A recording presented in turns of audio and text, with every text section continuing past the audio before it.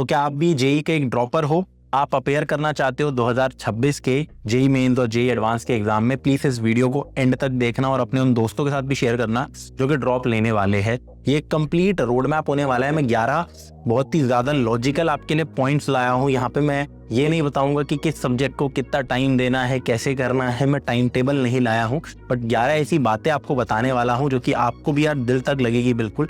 And आपको बहुत कुछ यार इस वीडियो में भयंकर लेवल की मोटिवेशन भी मिलेगी एंड थोड़ा सा रियलिस्टिक एक्सपेक्टेशन सेटिंग आप कर पाओगे इसके बाद। पॉइंट नंबर 1, सबसे पहली बात तो आप ड्रॉप क्यों ले रहे हो। देखो, आपको ये बात पता होनी चाहिए कि ड्रॉप लेने का एक्चुअल नंबर 1 रीजन आपका यही होना चाहिए कि आपको अभी जो करंट कॉलेज मिल रहा है वो इतना बढ़िया नहीं है। शायद एक टियर 2 या फिर एक टियर 3 कॉलेज में आपका एडमिशन होने वाला है और वहां से शायद आपकी जो करियर की प्रोबेबिलिटी, अच्छे करियर की, वो थोड़ी कम हो जाती है। जबकि अगर आप एक बेहतरीन कॉलेज के अंदर होते हो तो एक अच्छे करियर की, एक बढ़िया प्लेसमेंट की प्रोबेबिलिटी इंक्रीज हो जाती है। यहाँ पे शब्द सुनना, मैंने प्रोबेबिलिटी बोला है, गारंटी नहीं बोला है। तो ये चीज आपको पता होनी चाहिए। दूसरी चीज यार, ऑफ कोर्स अगर आप ड्रॉप लेते हो, आप एक बेहतरीन कॉलेज के अंदर जाते हो, तो बहुत बार ऐसा होता है कि अगर आपकी रैंक्स बहुत अच्छी आई है तो आपकी कोचिंग इंस्टीट्यूट आपको फंड कर देती है ताकि आपकी फीस कम हो जाए या फिर माफ हो जाए। या इन जनरल भी अगर मैं बोलूं तो एनआईटीज और आईआईटीज की फीस ऑलमोस्ट मेजॉरिटी सारे प्राइवेट कॉलेजेस से काफी कम है। तो प्राइवेट कॉलेजेस 1.5 2 गुना ज्यादा एक्सपेंसिव होते हैं। ठीक है, तो ये चीज यार आप सिर्फ ये समझ के मत लो कि हाँ ठीक है, ये तो है ही कि आपको अपना करियर थोड़ा अच्छा बनाना है, बट आप ये भी समझो कि एक प्राइवेट कॉलेज में अगर आप जा रहे हो जहाँ पे प्लेसमेंट की प्रोबेबिलिटी भी बहुत कम है, तो आप अपने यार पेरेंट्स के भी पैसे लगा रही हो इसमें ज्यादा। आपके पेरेंट्स इतने ज्यादा आपके लिए पैसे लगाएंगे और जो रिटर्न ऑफ इन्वेस्टमेंट है 3-4 साल बाद शायद उतना नहीं हो पाएगा। तो आप जो ये 1 साल दोगे, ध्यान रखना एक ऐसी इन्वेस्टमेंट होने वाली है जिससे ना सिर्फ आपका करियर बेहतरीन होगा लेकिन आपके पेरेंट्स के लिए भी एक रिलीफ होगा। और इवन दो अगर मान लो कि आप जिस प्राइवेट कॉलेज में जा रहे थे उसकी फीस थोड़ी सी ही ज्यादा है आईआईटी या फिर एनआईटी से, आपके पेरेंट्स के चेहरे पे एक रिलीफ आता है जब उनको पता लगता है आपका आईआईटी या एनआईटी में सिलेक्शन हो रहा है। इवन अगर उसकी फीस के लिए उनको लोन भी लेना पड़े तो तब वो अश्योर्ड होते हैं कि यार मेरा जो बच्चा है या मेरी बच्ची है वो कर जाएगा, ठीक है, या फिर कर जाएगी फ्यूचर के अंदर। तो आपको यार सिर्फ ये अपने लिए तो करना ही है कि आपका करियर अच्छा जाएगा, लेकिन अपने पेरेंट्स के लिए भी ये चीज आपको करनी है, अपनी फैमिली के लिए भी करनी है कि अगर आप एक बेहतरीन कॉलेज से पास आउट होते हो तो आप अपना पूरा परिवार यार, पूरा क्या कहते हैं, लाइफस्टाइल जो घर का है वो बदल सकते हो। आप अपना पूरा का पूरा सब कुछ मतलब चेंज कर सकते हो। आपको पता है जो भी आपने अभी तक देखा है, लाइफ में फील किया है, क्या पता आप लोअर मिडिल क्लास से हो, क्या पता आपके पास पैसे इतने ज्यादा ना हो, तो आप सारी की सारी चीजों को यार बदल सकते हो। एंड ये सच में बहुत ज्यादा पावर होल्ड करता है। तो आपको ड्रॉप लेने का रीजन पता होना चाहिए। This was the reason.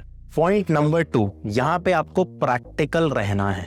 ये नहीं कि भाई आता कुछ नहीं है रैंक 1 लाऊंगा, 4 महीने में एक मोटिवेशन वीडियो देख ली, लास्ट के 4 महीने में रैंक 1 लाऊंगा। अरे इन भैया की तो यार 300-400 रैंक आई थी 2-3 महीने पढ़ के, मैं भी ले आऊंगा। इन सर, ये मेरे फेवरेट सर बोल रहे कि इतना इतना कर लो, मेरे नोट से पढ़ लो, मेरी रैंक अच्छी आ जाएगी। ऐसे नहीं होता है। आपको एक प्रैक्टिकल अप्रोच बनानी है। अब मान लो आप किसी बैच में या कोचिंग में एनरोल होते हैं जहाँ पे 1 लाख बच्चे पढ़ रहे हैं, तो सबसे पहले यार आप उन 1 लाख में टॉप 10,000 में आओ। टेस्ट को लगातार दो, अभी उस पॉइंट पे मैं आऊंगा वैसे, बट उन 10,000 में आओ। फिर उस कोचिंग के आप 1000 में आओ, तब जाके आप ओवरऑल 10,000 में शायद इंडिया में आ सकते हो। फिर उस कोचिंग में अंडर 100 आओ। ठीक है, स्टेप बाय स्टेप आप धीरे धीरे करके आपको अपग्रेड करोगे। ऐसे एक दिन में नहीं हो जाता कि आपका मान लो 3-4 महीने तक आपके नंबर आ रहे हैं 300 में से 80 या 70 और एकदम से आपके नंबर जंप करके 250-300 हो जाएंगे। नहीं, ऐसा नहीं होता है बेटा। ठीक है, ये एक लीनियर प्रोसेस है, इटरेटिव प्रोसेस है। चीज की रिस्पेक्ट करो, पढ़ाई करो, धीरे धीरे करके अपने आप को बहुत ज्यादा इंप्रूव आप कर सकते हो, बट प्रैक्टिकल रहना है। बहुत फालतू का मोटिवेशन ज्ञान आपको नहीं लेना है। दूसरा, इस चीज को अपना आपको लास्ट अटेम्प्ट मानना है। ठीक है, प्लीज मेरी बात ध्यान से सुनना। आप चाहे ड्रॉप अभी ले रहे हो, इसको अपना लास्ट अटेम्प्ट ही मानो। हो सकता है आपके पास एक और अवेलेबल हो ड्रॉप, बट नहीं, इसी को अपना लास्ट अटेम्प्ट मारो और उसी की तरह यार आप पढ़ाई करो। वो भाग मिल्खा भाग में आपने डायलॉग देखा है कि भाई ये आपकी जिंदगी की आखिरी रेस हो सकती है, तो वो कहता है दौड़ूंगा भी वैसे ही। तो आपको भी वैसे ही दौड़ना है यार। ठीक है, तो इस चीज का ध्यान रखना है। पॉइंट नंबर 3 और सबसे ज्यादा इंपॉर्टेंट पॉइंट, यहाँ पे मैं एकेडमिक्स की थोड़ी सी बात करना चाहता हूँ, स्पेसिफिकली फिजिक्स केमिस्ट्री मैथ्स की नहीं, बट तीनों की एज अ होल मैं यहाँ पे बात करना चाहता हूँ। ध्यान रखना यार, एज अ ड्रॉपर आपको स्क्रैच से नहीं पढ़ना है। अनटिल अनलेस आपने 12th तक कोई प्रिपरेशन की ही नहीं थी और आपको लगता है अगर आपके बोर्ड में भी थोड़ा बहुत पढ़ के अच्छे आ गए, आप जेई के लायक शायद हो, तो बात अलग है। बट अगर आप अपेयर हो चुके हो जेई के लिए, आपने कहीं ना कहीं चीजें पढ़ रखी है, इवन अगर बोर्ड की भी थोड़ी पढ़ाई कर रखी है, तो आपको स्क्रैच से नहीं पढ़ना है। एक और बार बोलता हूँ, आपको स्क्रैच से नहीं पढ़ना है, ठीक है। इससे आप अपना समय बर्बाद करोगे। जितने भी आ जाते हैं आजकल ऑनलाइन स्टूडेंट, बहुत सारे होते हैं ऐसे जो कि स्टार्टिंग से ड्रॉप लेके वापस से मोल कॉन्सेप्ट पढ़ रहे हैं, क्वाड्रेटिक इक्वेशन पढ़ रहे हैं, लॉगरिथम पढ़ रहे हैं, यूनिट डायमेंशन पढ़े जा रहे हैं। उसमें भी सर को कह रहे हैं सर स्लो पढ़ाओ, सर समझ नहीं आ रहा, सर 3 लेक्चर में क्यों खत्म कर दिया। अबे झंडू, ऐसे काम आपको यार बिल्कुल भी नहीं करने हैं, sorry for my words. But अगर आप इनके स्टूडेंट्स में लाइक करते हो तो भाई आपका सिलेक्शन नहीं होगा। आप ध्यान रखो, लास्ट ईयर सबसे पहले तो एक पेन पेपर लो, कौन से टॉपिक्स हमें बिल्कुल भी नहीं आते हैं उनके ऊपर सबसे ज्यादा ध्यान देना है। कौन से ऐसे टॉपिक है जो थोड़े बहुत आते थे लेकिन हमने सवाल नहीं लगाए हैं। आपको थ्योरी से ज्यादा सवाल लगाने हैं। आप फर्स्ट टाइम प्रिपेयर नहीं कर रहे हो, बहुत सारी चीजें आपकी मेमोरी में रहती है, इवन अगर आपको नहीं भी पता होती है। आप करने बैठोगे सवाल, आपको आइडिया लगेगा ओ हाँ ये तो कर रखा था। और अगर रिवाइज भी कर रहे हो, पढ़ भी रहे हो थ्योरी, तो उसको एज अ रिविजन देखो, फटाफट वो चीज पढ़ो। हाँ, कुछ चीजों में जहाँ जिस पे आपको बिल्कुल क्लैरिटी नहीं है, कुछ टॉपिक्स के अंदर, उनकी डिटेल में थ्योरी प्लस क्वेश्चन आपको यहाँ पे करने हैं। उनके लेक्चर्स पे आपको टाइम लगाना है। लेकिन जो चीजें आती है उन लेक्चर्स पे आपको टाइम नहीं लगाना है। 2x पे देखो या फिर सीधा स्किप करके सवालों को लगाओ। बहुत ही ज्यादा इंपॉर्टेंट पॉइंट है, ठीक है। सीधा मूल कॉन्सेप्ट से वापस से चालू नहीं करना है आप। चौथा और पांचवा पॉइंट मैं एक साथ बोलने वाला हूँ। चौथा पॉइंट है कि क्वेश्चन की प्रैक्टिस, जैसे कि मैंने बोला, is much much much much greater than watching a lecture. बच्चे पूरे दिन 6-6 घंटे रोज लेक्चर देखते रहते हैं, रिपीट पे, लूप पे, बार बार देखते रहेंगे और सवाल नहीं लगाते हैं। बच्चे लेक्चर देखते रहते हैं अपने फेवरेट टीचरों को।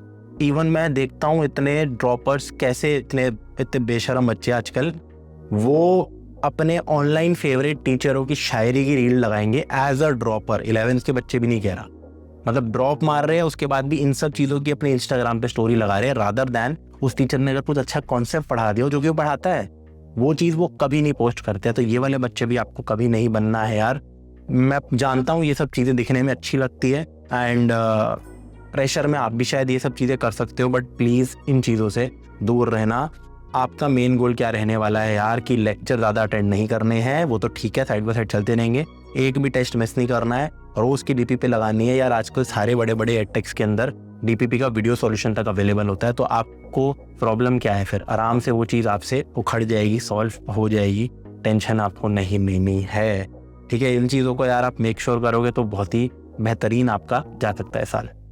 पॉइंट नंबर 6, ये एक अंडररेटेड पॉइंट है, ज़्यादा लोग इसके बारे में बात नहीं करते हैं कि यार एज अ ड्रॉपर बहुत ज़्यादा अकेलापन फील होता है, ठीक है। हम जब 11th-12th में थे तो शायद अपने स्कूल वाले बच्चों के साथ एक ग्रुप बना के बैठते थे, साथ में पढ़ते थे, या आइडिया रहता था कि ये कहाँ है, मैं कहाँ स्टैंड कर रहा हूँ। एंड ये भी रहता था कि यार थोड़ी ठीक है कभी खेलने चले गए, समझ रहे हो। और इस समय क्या होता है, अकेलापन इसलिए भी होता है कि आपके बहुत सारे दोस्त कॉलेजेस के अंदर होंगे और आप यहाँ घर पे बैठ के पढ़ रहे होंगे, ठीक है। तो वो अकेलापन यार अंदर ही अंदर खा जाता है। एंड यस, ऐसा बहुत बार होता है कि आप अपना टाइम वैसे वेस्ट नहीं कर रहे हो ऑन फोन या फिर ऑन फैमिली फंक्शन या फिर कहीं बाहर जाके घूमना फिरना, बट अकेलेपन में भी आप अपना बहुत ज्यादा समय जो है वो बर्बाद कर देते हो। तो यार इस चीज से बचे कैसे, मैं बोलूंगा यार find some friends, peer study करके देखो, 2-3 दोस्त अपने बनाओ किसी भी ऑनलाइन ऑफलाइन बैच में अगर आप हो, ठीक है। ये चीज बहुत ज्यादा जरूरी रहती है। कुछ लोग कर जाते हैं अकेले भी, बट सच्चाई ये है कि यार बहुत ही मुश्किल हो जाती है, ठीक है। अगर आप फैमिली के साथ रहते हो तो बहुत ही बढ़िया है, टाइम स्पेंड करो फैमिली के साथ बहुत ज्यादा, बट अकेलेपन को यार फील मत होने दो बिल्कुल भी, ठीक है। हफ्ते में एक बार अगर आप उन दोस्तों के साथ चले भी जाओगे जो कि कॉलेजेस में है, या फिर कोई नए दोस्त बना लोगे, उनके साथ घूम भी लोगे तो कोई प्रॉब्लम नहीं है। हर दूसरे दिन अगर आप खेलने चले जाओगे फुटबॉल, बैडमिंटन या क्रिकेट, तो भी कोई प्रॉब्लम नहीं है। एटलीस्ट यार थोड़ी सी सोशल लाइफ भी अपनी हल्की सी बना के रखना। By social life I do not mean कि यार इंस्टाग्राम वाली लाइफ, एक्चुअल, ठीक है, conversations with other people, and you know वो चीज बना के रखोगे तो सही रहेगा। अब अगला पॉइंट आ जाता है कि यार बैच कौन सा परचेज करे। आपने ये सारी चीजें तो बता दी, बट स्टडी के लिए यार प्लीज रिसोर्सेज के बारे में भी बताइए, कहाँ से हम अपनी जेईई की प्रिपरेशन मतलब एज अ ड्रॉपर हम कर सकते हैं। बहुत सारे बच्चों को यार ये लगता है कि हम जिस ऑनलाइन कोचिंग में पढ़ रहे थे 11th-12th में, उसी को कंटिन्यू कर लेते हैं। काफ़ी सारे बच्चों के लिए बात सच भी है, अगर आपकी एक पर्टिकुलर टीचर के साथ ट्यूनिंग थोड़ी बैठ गई थी तो उसी से आप पढ़ सकते हो। बट आई वुड रिकमेंड यार, अगर आप ऑफलाइन में इन्वेस्ट कर सकते हो तो शायद वो आपके लिए काफ़ी बेहतरीन रहेगा। ये मैं इसलिए कह रहा हूँ क्योंकि ऑलरेडी ऑनलाइन में जो अटेंशन स्पैन है वो बहुत ज़्यादा टफ, मतलब कम हो गया है बच्चों का, राइट। बहुत टफ हो गया है पढ़ना, एंड स्पेसिफिकली जब आप ड्रॉपर हो, अकेले हो, तो और भी ज़्यादा उसमें प्रॉब्लम हो जाती है। तो I would suggest if you can afford then कोई भी ऑफलाइन सेटिंग काफ़ी ज़्यादा सही रहती है। साथ में आप एक अपना 3-4 हज़ार का ऑनलाइन बैच खरीद सकते हो for some subject, some teachers and all. But yes, if you can not afford then yes, online 4,000-5,000 के बैचेस भी बिल्कुल बढ़िया होते हैं। बस यहाँ पे ध्यान रखना, प्रॉब्लम क्या होती है कि स्पेसिफिकली ऑनलाइन बैचेस के अंदर बहुत ज़्यादा स्पून फीडिंग कराई जाती है, मतलब हद से ज़्यादा स्पून फीडिंग कराई जाती है। तो थोड़ा सा देख के सेलेक्ट करना अपने टीचर्स को, ठीक है, जो थोड़ी कम स्पून फीडिंग कराने वाले टीचर्स होते हैं। दूसरा, उसमें आपको पढ़ने का तरीका ढंग से आना चाहिए, ठीक है, कि करना कैसे है। अब वो तो वही स्टार्ट कराएंगे मूल कॉन्सेप्ट से। आपको ये देखना है कि यार आपको सीधा सवाल लगाने उन टॉपिक के, बार बार सेम थ्योरी नहीं देखनी है तो रिकॉर्डेड मोड पे 2x पे देखनी है, अगर इजी चैप्टर दे या फिर कुछ चैप्टर जो आपको आते हैं। इन चीज़ों का यार खास तौर से आपको ध्यान रखना है। अगला पॉइंट आता है 8वां पॉइंट, टाइम लगाओ पूरा अपना। आपको बहुत ज़्यादा टाइम देना पड़ेगा यार। देखो सिंपल सी बात है, जेई में बहुत बढ़िया रैंक लाने के लिए समय आपको देना ही पड़ता है। जितना ज़्यादा समय एक बच्चे को मिलता है, it is proportional to better marks. अब आप ऑलरेडी कुछ समय आपको पहले मिल गया था 11th-12th में, अब आपको जो समय मिलने वाला है वो बहुत ज़्यादा है। अब आपके बहाने नहीं चलने वाले, भैया स्कूल मैनेज नहीं हो रहा, स्कूल के प्रैक्टिकल मैनेज नहीं हो रहे, स्कूल के यूनिट टेस्ट मैनेज नहीं हो रहे, ये नहीं हो रहा, कोचिंग के टेस्ट मैनेज नहीं हो रहे, स्कूल में कुछ और पढ़ा रहे हैं, कोचिंग में कुछ और पढ़ा रहे हैं, सिलेबस मैच नहीं हो रहा है। ये फालतू की चीज़ें अब आपको बिल्कुल नहीं करनी है। अब आपके पास समय है, पूरा दिन आपको इसी चीज़ के लिए मिलेगा।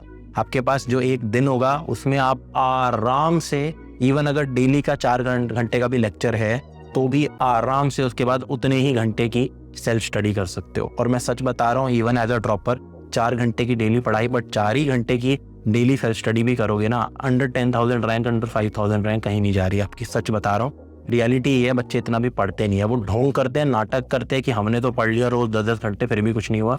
नहीं पढ़ते यार, इतना पढ़ना वैसे भी टफ होता है। मैं आपको सही बताऊँ तो कंसंट्रेशन के साथ 4 घंटे पढ़ना वर्सेस एवं ही 4 घंटे एक वीडियो को देखना, एक लेक्चर को देखना, भाई वो पढ़ाई नहीं है। वो तो चलो आप देख रहे हो साइड बाय साइड, खुद जो आप सवाल लगाओगे उन 4 घंटों में, रिविजन थोड़ी सी करोगे, वो पढ़ाई होगी। उस 4 को आप 6 भी बना सकते हो। ड्रॉपर एज अ ड्रॉपर बहुत टाइम मिलता है, बहाने आपके लेकिन यार नहीं चलेंगे। इनफैक्ट मैं बोलूँगा इतना भी टाइम आप मिल सकता है आपको कि बाई वीकली आप एक मूवी भी देखने जा सकते हो, कोई दिक्कत नहीं होगी। अब यार लास्ट पॉइंट यहाँ पे आ जाता है मोटिवेशन।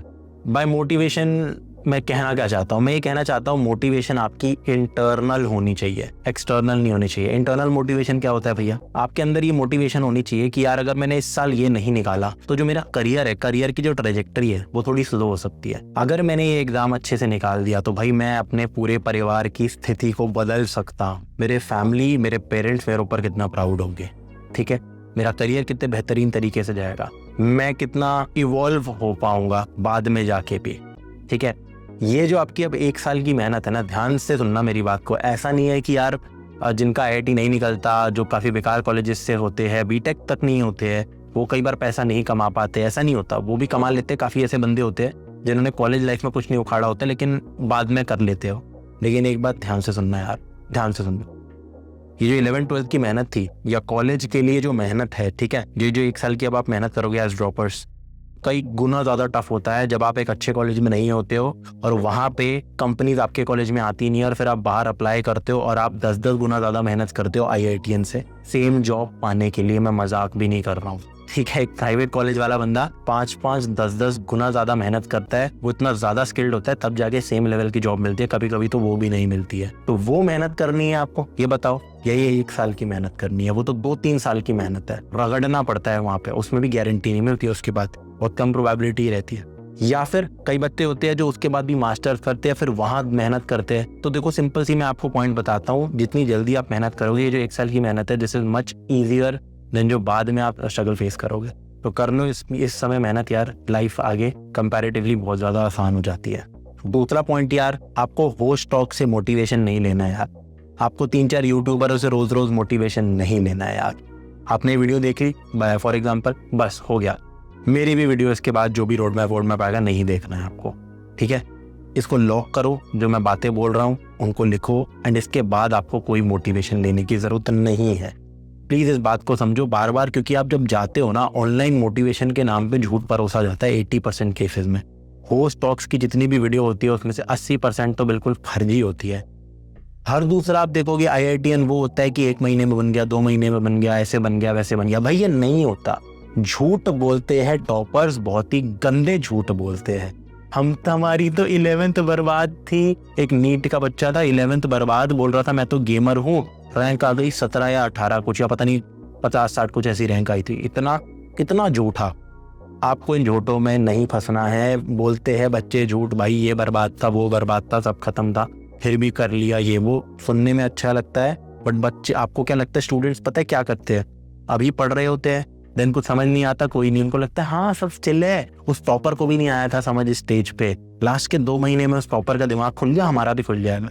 तुम्हारा बना रहा है वो अपने व्यूज के चक्कर में। उसने तो बढ़िया पढ़ लिया और अब वो बढ़िया अपना यूट्यूब भी चलाएगा। बट आपको ध्यान रखना है कि इन चक्करों में आपको नहीं पढ़ना है। ऑल्सो ये भी ऑनलाइन में चलता है कि भाई ऐसी ही होस्ट टॉक की वीडियोस में ये जो कुछ IITian जो कि झूठ बकते हैं, हमारे साथ हमारे पेरेंट्स तक नहीं थे, फिर भी हमने ड्रॉप लिया, हमने हिम्मत जुटाई, हमने ये किया, वो किया। भाई ये बहुत ही इन चक्करों में बिल्कुल मत पड़ो, ठीक है? आपके पेरेंट्स आपके साथ है, पढ़ाई पे ध्यान दो। लास्टली मैं बोलना चाहता हूँ ऑल द वेरी बेस्ट। आप निकाल सकते हो अगले साल का जी।